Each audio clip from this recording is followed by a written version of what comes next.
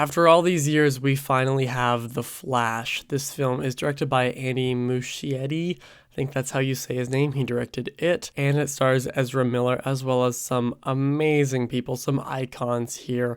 And The Flash was one of my most anticipated films of the year for one very obvious reason, which I'd be surprised if you didn't already know, because you just have to look at the trailer or look at posters. But, you know, I love the character of The Flash. So seeing what they were finally going to do with a solo movie for him was very interesting. And I'm not going to talk spoilers in this video. I might make a spoiler review because there is so much to talk about. So if I'm being very vague, that is why. There's little things I could say that would give stuff away. But as I say in every review, you should go watch the movie first, make up your own opinion, and then watch reviews. That's what I do. But The Flash is really good.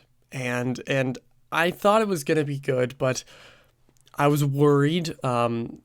You know, Ezra Miller is good as Barry Allen, but not incredible. I mean, they have a very specific, you know, crazy antic, you know, type of way of playing Barry Allen. And I was like, we'll see how this is in over 2 hours, or however long this movie is, like just over 2 hours or something like that.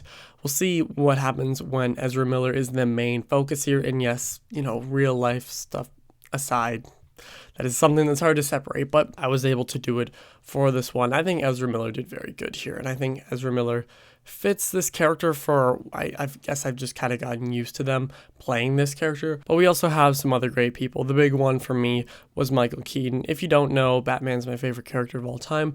I grew up on his Batman movies, really the Batman movies from 1989 to 97. Those ones are like, besides the Pixar, you know, the Disney movies and all this stuff, those were the movies I watched, especially the original Batman movie from 1989. I've seen that movie way more times than I can count ever since I was a lot younger and got the chance to watch it. So seeing Michael Keaton here was really great. I really like what they did with his character, and hearing that score again in the theater, it was really grand and really awesome, and I was just glad we got to see it. But also we have some other characters that I don't want to talk about as much because, yeah, you know they're in the movie, but it's just, I'm going to be careful. But I liked how they placed certain characters here.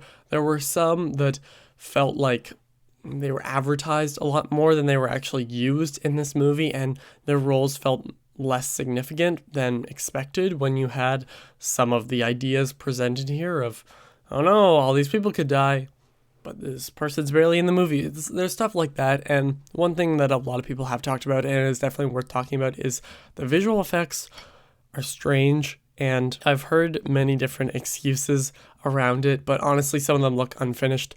There's a certain thing that happens in this movie quite a lot of times, and how do I say this? During that thing that happens, the background stuff looks like a PS2, PS3 game, and maybe that's the point of it, but I did not like it. I thought it really took me out of it for that part.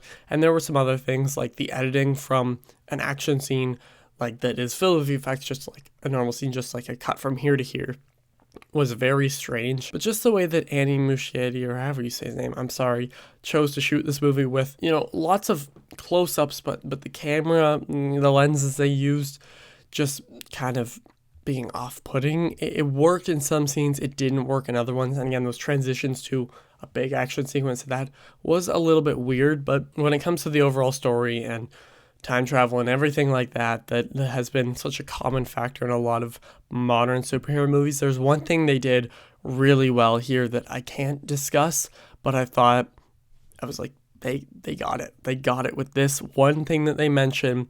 It really helps me care more about it. And if you've seen the movie, you might have a tiny idea what I'm talking about. If not, you can DM me, I'll explain it, or I'll make a spoiler video. But I really like this movie because, you know, there's the nostalgia moments, and hearing some of the lines again from Michael Keaton was awesome. And I think Ezra Miller did a really good job. But also, I was so invested in the movie that even when stuff happened where I'm like, yeah, this is going to happen, whatever, I wanted to see what was going to happen next, because it never felt like, you know, they're trying to get from here to here. It was like they're trying to get to here, which, again, this will be very confusing if you haven't seen the movie, but the way it was presented, kind of 50-50. Sometimes it really worked.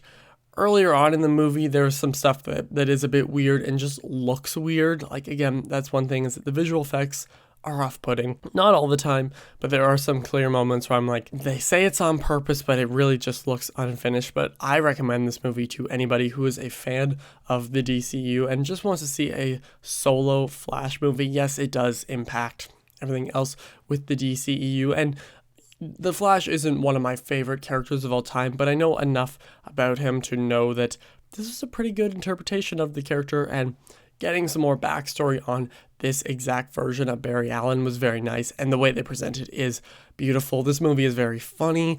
Yes, there is an overuse of dick jokes, and that's something that is very obvious here. And was kind of one of my worries, is that you have this very funny character who is a side character in other movies, putting him at, in the spotlight. And sometimes it's overused, but there's some really great emotional stuff here. I really recommend this movie. I really enjoyed it. The Flash is a crazy trip through time. Ezra Miller's antics run on full speed here, but they're met well with some other icons. The odd visuals threw me off sometimes, but I was on the edge of my seat for the entire movie. I'm going to give The Flash a 3.5 out of 5. I'm interested to know what you guys think. Let me know down below. Some people are loving this movie. Some people are pretty meh on it. I thought it was really good. I do want to watch it again. I'm not going to buy it the minute it comes out. I won't go see it in the theaters again, most likely, but I will be interested going down maybe a year or two in the future, and especially to see what else happens with the DCU and see how this fits into it. It's a fun time. There's some cool stuff. The action sequences, especially later on, are very cool, and being in the mind of Barry Allen and going through multiversal time travel stuff, it's very fun. There's a lot of very smart jokes, especially with the movie Back to the Future, which is stuff that some people will get, some people will not. I hope you guys do, but thank you all for watching. Let me know what you thought of the movie in the comments down below, and I'll see you guys next time. Over and out.